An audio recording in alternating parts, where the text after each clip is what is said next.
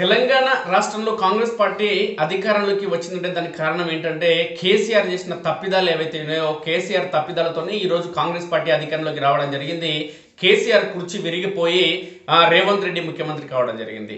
తెలంగాణ రాష్ట్ర ప్రజలకు ఇచ్చినటువంటి 2014-2018 ఎన్నికలు ఇచ్చినటువంటి ఏ ఒక్క హామీని కూడా కేసీఆర్ నెరవేర్చకపోగా నేను ఇవ్వని హామీలు అమలు చేస్తున్నానని చెప్పి దళిత బంధు, బీసీ బంధు, మైనార్టీ బంధు, ధరణి పోర్టల్ తీసుకొచ్చి టీఆర్ఎస్ పార్టీ నాయకులు వార్డు మెంబర్ నుంచి మొదలు పెడితే సర్పంచ్, ఎంపీటీసీ, జెడ్పీ చైర్మన్, అదేవిధంగా ఈ ప్రాంతానికి సంబంధించిన ఎమ్మెల్యేలు, ఎమ్మెల్సీలు, ఎంపీలు, మంత్రులందరూ కూడా దోచుకోవడం జరిగింది భూములను. అదేవిధంగా టీఆర్ఎస్ పార్టీ కార్యకర్తలకు దళిత బంధు, బీసీ బంధు, మైనార్టీ బంధుల రూపంలో లక్షలాది రూపాయలు దోచిపెట్టడం జరిగింది. ఈ క్రమంలోనే కేసీఆర్తో ఈ తెలంగాణ ప్రజలకు నీళ్లు రావు, నిధులు రావు, నియామకాలు రావు. అదేవిధంగా కేసీఆర్ కొడుకేమో కేటీఆర్ ప్రశ్నాపత్రాలు లీకేజ్ చేస్తాడు, కేసీఆర్ బిడ్డనేమో ఢిల్లీకి పోయి లిక్కర్ స్కామ్ చేస్తుంది.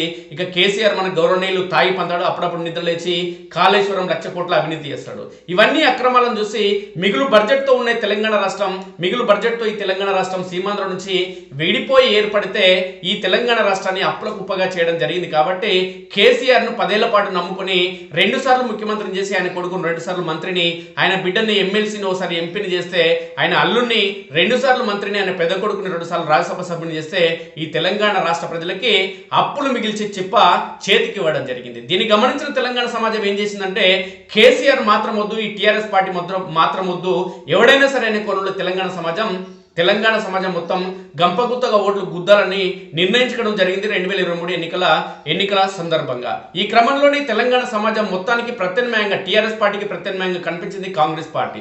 అందుకోసమే కాంగ్రెస్ పార్టీకి ఓట్లేసి ఆ పార్టీని గెలిపించడం జరిగింది. ఆ పార్టీ ఎన్నికల మేనిఫెస్టోలో 2 లక్షల రుణమాఫీ చేసి తీరుతామని ప్రకటించడం జరిగింది. కానీ రేవంత్ రెడ్డి 2 లక్షల రుణమాఫీ విషయంలో కేసీఆర్ కంటే తక్కువ రుణమాఫీ చేయడం జరిగింది. సుమారు 14 లక్షల మంది తక్కువ మందికి ఈరోజు రుణమాఫీ ఇవ్వడం జరుగుతుంది. అయితే గతంలో ధరణి పోర్టల్ కావచ్చు, లేదంటే రుణమాఫీ విషయం కావచ్చు, రైతు బంధు కావచ్చు, రైతు బీమా తదితర అంశాల్లో కేసీఆర్ అనేక అవినీతి అక్రమాలకు పాల్పడడం జరిగింది. అనర్హులకు కూడా పథకాలు చేర్చడం జరిగింది. ఈ క్రమంలోనే తెలంగాణ ఆర్థిక వ్యవస్థ మొత్తం చిన్న భిన్నమైంది. ఈ రోజు రేవంత్ రెడ్డి 2 లక్షల రుణమాఫీ చేయడం జరుగుతుందంటే తెలంగాణ సమాజం అంతా హర్షించడం జరుగుతుంది. కానీ రేవంత్ రెడ్డి మొదట్లో ఈ తెలంగాణ రాష్ట్రానికి సంబంధించి తెలంగాణ రైతాంగం అంతటికి 2 లక్షల రుణమాఫీ చేయాలంటే సుమారు 40,000 కోట్లకు పైగా డబ్బులు అవసరమైతే అనే కోణంలో ఈ తెలంగాణ రాష్ట్రానికి సంబంధించిన ముఖ్యమంత్రి చెప్పడం జరిగింది. అనంతరం 31,000 కోట్ల రూపాయలు అవసరమనే కోణంలో మంత్రివర్గం నిర్ణయం తీసుకోవడం జరిగింది. తర్వాత తెలంగాణ రాష్ట్ర ప్రభుత్వం బడ్జెట్లో 26,000 కోట్ల రూపాయలను తెలంగాణ రుణమాఫీ కోసం, తెలంగాణ రైతుల కోసం రుణమాఫీ కోసం బడ్జెట్లో కేటాయించడం జరిగింది. చిట్ట చివరికి 17,000 కోట్ల రూపాయలు మాత్రమే తెలంగాణ ప్రజలకి రుణమాఫీ చేయడం జరిగింది. 17,000 కోట్ల రూపాయలు రుణమాఫీ చేసిన ఈ ప్రభుత్వం అంటే మొదట్లో 40,000 కోట్లకు పైగా రుణమాఫీ చేయాల్సిన అవసరం ఉందని చెప్పిన ఈ కాంగ్రెస్ ప్రభుత్వం అనంతరం మాట మార్చుతూ రావడం జరిగింది. చిట్ట చివరికి 14 లక్షల మంది రైతులకు తగ్గించి 2 లక్షల రుణమాఫీ చేస్తున్నామని గప్పాలు కొట్టి 17,000 కోట్లు మాత్రమే ఈరోజు రుణమాఫీ చేయడం జరిగింది. అయితే ప్రభుత్వం దగ్గర డబ్బు లేదు, ఆర్థిక వ్యవస్థ చిన్న భిన్నమైంది, కేసీఆర్ మొత్తం వ్యవస్థలను నాశనం చేసిండు. కాబట్టి మేము సర్దుకుంటూ ముందు పోతాం, ఖచ్చితంగా అతి తక్కువ సమయంలోనే రైతులందరికీ, ఎవరైతే రైతులు ఉన్నారో వాళ్ళందరికీ కూడా రుణమాఫీ చేస్తామని చెప్పకుండా కాంగ్రెస్ ప్రభుత్వానికి సంబంధించిన ముఖ్యమంత్రి కావచ్చు, ఉప ముఖ్యమంత్రి కావచ్చు, మంత్రులు కావచ్చు, వీళ్ళందరూ ఏం చేస్తున్నారంటే ఇప్పటికే రుణమాఫీ అయిపోయింది, మేము దేశంలో ఏ రాష్ట్రం సాధించని విధంగా ఘనత సాధించినాం, ఈ తెలంగాణ ప్రభుత్వం, కాంగ్రెస్ ప్రభుత్వం అద్భుతాలు సృష్టించిన కోణంలో గప్పాలు కొట్టడం జరిగింది. దీన్ని గమనించిన టీఆర్ఎస్ పార్టీ నాయకులు దీన్ని క్యాచ్ చేసుకోవడం జరిగింది. తెలంగాణ రాష్ట్రంలోని రైతులు అనేక మంది ఇప్పటికే రైతు రుణమాఫీ రాక చాలా ఇబ్బందులు పడుతున్నారు. కాబట్టి ఈ రైతు రుణమాఫీ విషయంలో కాంగ్రెస్ ప్రభుత్వాన్ని ఫెయిల్ చేయాలనే కోణంలో టీఆర్ఎస్ పార్టీకి సంబంధించిన నాయకులు ధర్నాలు, ఆందోళన కార్యక్రమాలు, రాస్తారోకోలు చేసే ప్రయత్నం చేయడం జరుగుతుంది. ఈ క్రమంలోనే కాంగ్రెస్ ప్రభుత్వం పైన ఒత్తిడి తీసుకొచ్చే ప్రయత్నం చేయడం జరుగుతుంది. అయితే రేవంత్ రెడ్డి కానీ లేదంటే ఉప ముఖ్యమంత్రి కానీ లేదంటే మంత్రులు కానీ చెప్పాల్సింది ఏంటంటే తెలంగాణ సమాజానికి కొంతవరకు బడ్జెట్ ఉన్న క్రమంలో మేము రుణమాఫీ చేసినాం, ఈ బడ్జెట్ సమీకరించే క్రమంలో ఖచ్చితంగా మిగతా రైతులకు కూడా రుణమాఫీ చేస్తామని స్పష్టంగా చెబితే ఇలాంటి దుష్పరిణామాలు కాంగ్రెస్ పార్టీకి వ్యతిరేకత వచ్చేది కాదు. దీనికి కారణం ఏంటంటే టీఆర్ఎస్ పార్టీ ₹1,00,000 రుణమాఫీ చేసి 3 దఫాల్లో ఆ ₹1,00,000 రుణమాఫీ చేసింది. కేసీఆర్ ఇచ్చిన రుణమాఫీ కనీసం మితిలో కూడా సరిపోలేదు, ఇంట్రెస్ట్లో కూడా సరిపోలేదు. కాబట్టి టీఆర్ఎస్ పార్టీ అట్టర్ ఫ్లాప్ అయింది 10 ఏళ్ల కాలంలో. రైతులను పూర్తిగా నిర్లక్ష్యం చేసింది, దాంట్లో డౌట్ లేదు. ఏదైతే రైతులు తీసుకొచ్చిన దిగుబడి ఉందో, పండించిన పంటని అది కొనుగోలు కూడా చేయలేని దుస్థితిలో, లేదంటే రైతులకు కావాల్సిన వ్యవసాయ పనిముట్లు కూడా ఇవ్వలేదు ఈ టీఆర్ఎస్ ప్రభుత్వం. కాబట్టి టీఆర్ఎస్ ప్రభుత్వం ఈ తెలంగాణ సమాజం మొత్తాన్ని నట్టేట ముంచింది. కాబట్టి కాంగ్రెస్ పార్టీకి అధికారం కట్టబెడితే ఈ తెలంగాణ సమాజం కాంగ్రెస్ పార్టీ దుందుడుకు చర్యలతో, అవగాహన రాహిత్యంతో కొంతమంది మంత్రులు ఎమ్మెల్యేలు మాట్లాడిన క్రమంలో కాంగ్రెస్ పార్టీ రైతు బంధు రైతు రుణమాఫీ చేస్తున్నప్పటికీ కూడా ఫెయిల్ అయ్యే పరిస్థితి దాపురించింది. ఈరోజు తెలంగాణ సమాజం ముందు ఒక దోషిగా నిలబడే పరిస్థితి దాపురించింది. ఈ క్రమంలోనే తెలంగాణ రాష్ట్రంలో ఏదైతే రైతు రుణమాఫీ చేయడం జరుగుతుందో, రైతు రుణమాఫీ అంశం తెలంగాణ రాష్ట్రంలో తెలంగాణ సమాజం నుంచి వ్యతిరేకత వస్తున్న క్రమంలో సీఎం రేవంత్ రెడ్డి కుటుంబానికి సంబంధించి ఆయన సొంత గ్రామంలో ఏ విధంగా ఉంది రుణమాఫీ అమలైందా? రేవంత్ రెడ్డి సొంత గ్రామం ఒంగూరు, అచ్చంపేట నియోజకవర్గం, నాగర్ కర్నూలు జిల్లా ఒంగూరు మండలం కొండారెడ్డిపల్లి గ్రామంలో కొంతమంది జర్నలిస్టులు అక్కడ విషయం తెలుసుకునేందుకు వస్తే కాంగ్రెస్ పార్టీకి సంబంధించిన నాయకులు ఎగిసిగిసి పడుతూ సంకలు గుద్దుకుంటూ దొంగ ఎవరంటే, గుమ్మడికాయ దొంగ ఎవరంటే నేను అన్న చందంగా సంకలు గుద్దుకుంటూ వచ్చి జర్నలిస్టుల పైన దాడి చేసే ప్రయత్నం చేయడం జరిగింది. వాళ్ళు గ్రామానికి వచ్చి మీకు రుణమాఫీ అమలు అవుతుందా లేదా అనే విషయాలు తెలుసుకునేందుకు వాళ్ళు వస్తే అయితే అయ్యింది, లేదంటే కాలేదు అనే విషయం చెప్తే సరిపోయేది. కానీ జర్నలిస్టుల పైన ఈరోజు కాంగ్రెస్ పార్టీకి సంబంధించిన నాయకులు దాడులకు పాల్పడుతున్నారంటే ప్రజాస్వామ్యం ఈరోజు ప్రజాపాలన అని చెప్పినటువంటి తెలంగాణ రాష్ట్రంలో రేవంత్ రెడ్డి సొంత గ్రామంలోనే ప్రజాపాలన కాదు కదా, వాక్ స్వాతంత్రం కానీ, లేదంటే భారత రాజ్యాంగం కానీ అమలయ్యే పరిస్థితి, లేదంటే శాంతి భద్రతలు పరిరక్షించే పరిస్థితి ఈ తెలంగాణ రాష్ట్రంలో లేదు అనడానికి ఇది ఒక నిదర్శనం. జర్నలిస్టులు అంటే సమస్యల పరిష్కారం కోసం కావచ్చు, లేదంటే ప్రభుత్వానికి విరుద్ధంగా కావచ్చు, ప్రభుత్వానికి అనుకూలంగా కావచ్చు, ప్రజల సమస్యలు తెలుసుకునేందుకు ఆయా జర్నలిస్టు సంఘాలకు సంబంధించిన నాయకులు కానీ, టీవీలు కానీ, పేపర్లు కానీ పనిచేయడం జరుగుతుంది. ఇప్పుడు ప్రధానంగా చాలా టీవీ ఛానళ్ళు కులానికి సంబంధించి, ఒక రాజకీయ పార్టీకి సంబంధించి, ఒక ప్రాంతానికి సంబంధించి అత్యధికంగా పనిచేయడం జరుగుతున్నాయి. కాబట్టి ఈ రుణమాఫీకి సంబంధించి ఏ విధంగా జరుగుతుంది, ఈ కొండారెడ్డిపల్లి గ్రామంలో రేవంత్ రెడ్డి సొంత గ్రామంలో పుట్టి పెరిగిన గ్రామం అనే కోణంలో వాళ్ళు వెళ్తే అక్కడ ఉన్న సంఘటనను బట్టి వాళ్ళు జరిగిందా జరగలేదా అని చెప్తే సరిపోయేది. రుణమాఫీ అయిందా కాలేదా అది చేయకుండా జర్నలిస్టుల పైన ఈరోజు దాడి చేయడం అనేది నిజంగా దౌర్భాగ్యమైన చర్య, బలుపుతో కూడుకున్న వ్యవహారం. ఇలాంటి సంఘటనలు మరోసారి జరిగితే భవిష్యత్తులో కాంగ్రెస్ పార్టీ చీత్కరించబడుతుంది. గతంలో కూడా సీఎంగా కేసీఆర్ ప్రెస్ మీట్లు పెట్టి జర్నలిస్టుల మీద అవాకులు చెవాకులు పేల్చేవాడు, జోకులు వేసేవాడు.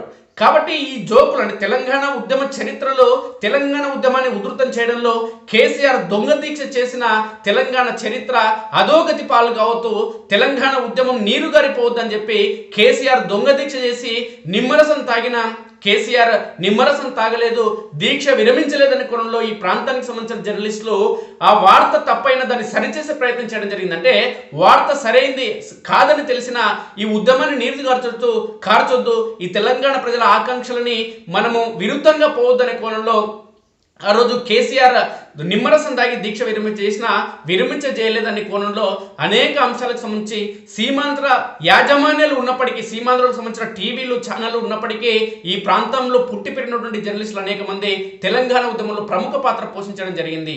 కేసీఆర్ అనే గజ దొంగ తెలంగాణ జర్నలిస్టులకి డబుల్ బెడ్రూమ్లు ఇండ్లు ఇస్తామని చెప్పి, ప్లాట్లు ఇస్తామని చెప్పి, వాళ్లకు ప్రత్యేకంగా కాలనీలు ఏర్పాటు చేస్తామని గప్పాలు కొట్టి తెలంగాణ జర్నలిస్టులకి ఒక్కరిని కూడా ఇల్లు కట్టేయలేదు దొంగ. అదేవిధంగా రేవంత్ రెడ్డి ప్రతిపక్ష నాయకుడిగా ఉన్నప్పుడు జర్నలిస్టులను కేసీఆర్ ఆదుకోలేదు, మేము ఖచ్చితంగా ఆదుకుంటామని అనేక మాటలు చెప్పడం జరిగింది. కానీ ఈరోజు సొంత గ్రామానికి వెళ్తే కాంగ్రెస్ పార్టీకి సంబంధించిన ఆయన అనుచరులు ఈరోజు జర్నలిస్టుల పైన దాడులకు తెగబడుతున్నారంటే ఈ అధికారం ఉన్నప్పుడేమో ఈ రాజకీయ నాయకుల వ్యవహారం ఒక తీరుగా ఉంటుంది, ప్రతిపక్షంలో కూర్చున్నప్పుడేమో ఒక తీరుగా ఉంటుంది. ఎన్నడైనా ఈ కేటీఆర్ కానీ, కేసీఆర్ కానీ, హరీష్ రావు కానీ మీడియా ఎన్నడైనా గుర్తొచ్చిందా? లేదంటే ప్రతిపక్ష పార్టీలకు సంబంధించిన నాయకులను గౌరవించిరా? లేదంటే సొంత పార్టీలకు సంబంధించిన నాయకులకు అపాయింట్మెంట్ ఇచ్చిరా? లేదంటే ఉద్యమకారులకి ఈ కేటీఆర్, హరీష్ రావు, కేసీఆర్ ఎన్నడైనా చిన్న సర్పంచ్ పదవి ఇచ్చిరా? వార్డు మెంబర్గా అవకాశం కల్పించిరా? ఎంపీటీసీగా, జెడ్పీటీసీగా, జెడ్పీ చైర్మన్గా, ఎమ్మెల్యేగా, మంత్రిగా, ఎమ్మెల్సీగా, ఎంపీగా ఎన్నడైనా ఈ కేటీఆర్, హరీష్ రావు, ఈ కేసీఆర్ ఎన్నడైనా వీరు అవకాశం కల్పించరా? సీమాంధ్ర పార్టీలకు సంబంధించిన వ్యక్తులు, సీమాంధ్రను పొగిడిన వ్యక్తులను, తెలంగాణ ఉద్యమాన్ని అపహాస్యం పాలు చేసిన వ్యక్తులని, కేసీఆర్ని బట్టలు ఊడదీసి కొడతామన్నటువంటి తలసాని శ్రీనివాస్ యాదవ్ యాదవ్కి, అదేవిధంగా తెలంగాణ ఉద్యమకారులపైన లాఠీ చార్జ్ అంటే పోలీసుల నుంచి లాఠీ గుంజుకొని లాఠీ అంటే ఉద్యమకారులను కొట్టినటువంటి దానం నాగేందర్ని పార్టీలు తీసుకొని వాళ్లకు మంత్రులుగా ఎమ్మెల్యేగా అవకాశం కల్పించడం జరిగింది మన గౌరవనీయులు కేసీఆర్. అలాంటి కేసీఆర్ చేసిన తప్పులే ఈరోజు అదే దానం నాగేందర్ ఈరోజు రేవంత్ రెడ్డి తెలంగాణ అసెంబ్లీ ఎన్నికల సమయంలో టోల్ గేట్ వద్ద లేదంటే సిగ్నల్స్ వద్ద అడుక్కునే బిచ్చగాడు దానం నాగేందర్ అని విమర్శించి ఈరోజు అదే దానం నాగేందర్ని కాంగ్రెస్ పార్టీలోకి కండువా కప్పి ఆహ్వానించడం జరిగింది. అంటే నీతి మాలిన రాజకీయాలు చేయడం జరుగుతుంది. కేసీఆర్ అదే చేసిండు, ఈరోజు రేవంత్ రెడ్డి అదే చేస్తున్నాడు. కాబట్టి తస్మత్ జాగ్రత్త రేవంత్ రెడ్డి. కేసీఆర్ ఇలాంటి అవాకులు చవాకులు పేల్చే జర్నలిస్టుల పైన ఇష్టానుసారంగా మాట్లాడే ఈరోజు సీఎం కుర్చీ ఇరిగిపోయి ఫామ్ హౌస్ లో తాగి పండినటువంటి ఆ వ్యక్తికి శాశ్వతంగా తాగి పండేందుకు ఈ తెలంగాణ సమాజం అవకాశం ఇచ్చింది. ఈ తెలంగాణ సమాజాన్ని ఎప్పుడు వేగిరపరిచేది జర్నలిస్టులని మర్చిపోకు రేవంత్ రెడ్డి. ఈ రోజు ఈ స్థాయికి నువ్వు వచ్చినావంటే నీకు వందల వేల ఎకరాలు నీ సొంత ఊర్లో ఉన్నాయని అబద్ధాలు చెప్పినావు నువ్వు. అనేక ప్రెస్ మీట్లలో కానీ అనేక టీవీ ఛానల్లో ఇంటర్వ్యూలు ఇస్తూ నాకు వేలాది ఎకరాలు ఉన్నాయి, మా ముత్తాత, మా తాత, ఆయన తాత, మా నాయన, మా అన్న అందరూ పోలీస్ పటేల్ అని చెప్పి ఈ తెలంగాణ సమాజాన్ని పక్కదో పట్టించినావు. అయినప్పటికీ కూడా మీడియా నీకు సపోర్ట్ చేసింది. ఎందుకంటే మా ప్రాంతానికి సంబంధించిన వ్యక్తి రాజకీయంగా ఎదుగుతున్నాడని కోణంలో మీడియా నీకు సపోర్ట్ చేసింది. ఒకవేళ టీవీ ఛానల్లో నువ్వు చెప్పింది నిజమైతే వందల వేల ఎకరాలు నీకు కొండారెడ్డిపల్లిలో ఉన్నాయంటే ఎక్కడున్నాయో చూయించు, లేదంటే పాస్బుక్ ఒకసారి ఎక్కడైనా చూయించు. మీ ముత్తాతకు ముత్తాత ముత్తాత ముత్తాత మీ తాత తండ్రి అందరు పటేలు పోలీస్ పటేల్ అయితే ఎక్కడ డ్యూటీ చేసిరో నిరూపించు రేవంత్ రెడ్డి. కాబట్టి జర్నలిస్టుల జోలికి వస్తే కేసీఆర్ అనే వ్యక్తి ఎట్లయితే భస్మమైందో, ఆయనకు ఉన్నటువంటి ఏవైతే సీఎం కుర్చీ సీటు చిరిగిపోయిందో నీకు కూడా అదే గతి పడుతుంది. ఎందుకంటే కేసీఆర్ అంటే ఒక పార్టీకి అధ్యక్షుడు, ఆ పార్టీకి సంబంధించిన వ్యక్తి, పార్టీని ఏర్పాటు చేసిన వ్యక్తి, తెలంగాణ ఉద్యమాన్ని ముందుకు తీసుకొచ్చిన వ్యక్తి. ఆ వ్యక్తిని ఖచ్చితంగా ఒక వ్యక్తిగా గౌరవిస్తాం. కానీ ఆయన రాజకీయ చతురతలు, ఆయన రాజకీయంగా ఆయనకు చెప్పేవాళ్ళు ఎక్కువ అయ్యారు. తాగిన తర్వాత ఆయనకు మత్తెక్కిపోయి ఎవరేం మాట్లాడుతున్నారో తెలియదు. ఆ క్రమంలోనే ముఖ్యమంత్రిగా ఉండి కూడా ప్రతిపక్ష నాయకులను ఇష్టానుసారంగా విమర్శలు చేయడం, అనేక మంది కూడా ఇష్టానుసారంగా వ్యాఖ్యలు చేయడం అనేది ఈరోజు కేసీఆర్ కి ఇంట్లో కూర్చుంటే పరిస్థితి నెలకొంది. అంటే ఒక ఉద్యమాన్ని నడిపిన వ్యక్తి, ఒక తెలంగాణ ప్రజల హృదయాల్లో నిలిచిపోయిన వ్యక్తినే ఈరోజు సీఎం కుర్చీ ఇరికొట్టి ఆయన కూర్చోబెట్టడం జరిగింది. కాబట్టి తెలంగాణ సమాజం తలుచుకుంటే నీ సీఎం కుర్చీ ఇరిగిపోవడం పెద్ద గొప్ప కాదు, సమయం పట్టదు. అందులో నీకు పార్టీలో చాలా మంది వ్యతిరేకులు ఉన్నారు, వాళ్లకు పరిస్థితులు కలిసి రాక నీకు ముఖ్యమంత్రిగా సపోర్ట్ చేయడం జరుగుతుంది. ఇవన్నీ గమనించి జర్నలిస్టుల పైన దాడులను వెంటనే ఖండించాలి. ఆ దాడి చేసిన వ్యక్తులపైన కఠినంగా చట్టపరమైన చర్యలు తీసుకోవాలి. ఇంకొకసారి కాంగ్రెస్ పార్టీలకు సంబంధించిన నాయకులు ఎవడైనా, లేదంటే టీఆర్ఎస్ పార్టీ కానీ బట్ బీజేపీ కానీ ఎవడైనా జర్నలిస్టుల పైన దాడి చేస్తే తస్మత్ జాగ్రత్త. అదేవిధంగా ఒక పార్టీ దాడి చేస్తే బాధ్యతాయుతమైన పార్టీలకు సంబంధించిన నాయకులుగా, ప్రతిపక్ష పార్టీలకు సంబంధించిన నాయకులుగా జర్నలిస్టుల పైన దాడులు చేస్తే మేము ఆందోళన చేస్తాం. వాళ్ళపైన దాడి చేయడం సహేతుకం కాదని ప్రతిపక్ష నాయకులుగా టీఆర్ఎస్లు కానీ బీజేపీలు కానీ ఖచ్చితంగా స్పందించాల్సిన అవసరం ఉంది. కానీ ఆ సోయి మర్చిపోయి ఏ పార్టీ అధికారంలోకి వచ్చినా మనందరం కలిసి పంచుకుందాం. ఏ పార్టీ అధికారంలోకి వచ్చి అవినీతి అక్రమాలు చేసి భూ కబ్జాలు చేసినా ప్రతిపక్ష పార్టీకి సంబంధించిన నాయకులు ఎవరు కూడా ప్రశ్నించడం లేదు. కల్వకుర్తి మున్సిపాలిటీలో కూడా అవినీతి అక్రమాలు జరుగుతున్నాయి, భూ కబ్జాలు జరుగుతున్నాయి, వెంచర్ల కబ్జాలు జరుగుతున్నాయి, ప్లాట్ల కబ్జాలు జరుగుతున్నాయి. కానీ అధికార పార్టీ ఎవడు కూడా మాట్లాడు, లేదంటే ప్రతిపక్ష పార్టీ కబ్జా చేస్తే అధికార పార్టీ మాట్లాడు, అధికార పార్టీ కబ్జా చేస్తే ప్రతిపక్షం మాట్లాడు. ఎందుకంటే ఎవడైనా తోడు దొంగలే. వీళ్ళంతా పొద్దున్న నుంచి సాయంత్రం వరకు గొడవడతారు, సాయంత్రం తర్వాత అందరూ కలిసి తాగుతారు. కాబట్టి ఇలాంటి దొంగ రాజకీయాలు చేసే బదులు చిప్ప చేత పట్టుకుని అడుక్కు తినడం మేలు. కాబట్టి జర్నలిస్టుల పైన దాడులు చేస్తే మాత్రం ఖచ్చితంగా భవిష్యత్తులో మీకు రాజకీయ జీవితం లేకుండా చేస్తాం. జర్నలిస్టుల చైతన్యాన్ని శంకించాల్సిన అవసరం లేదు. తస్మత్ జాగ్రత్త కాంగ్రెస్ పార్టీ నాయకులరా, ఇప్పటికైనా మీరు సిగ్గు తెచ్చుకోండి. ఇంకోసారి జర్నలిస్టుల పైన దాడి చేస్తే తస్మత్ జాగ్రత్త అనేది స్పష్టమవుతుంది.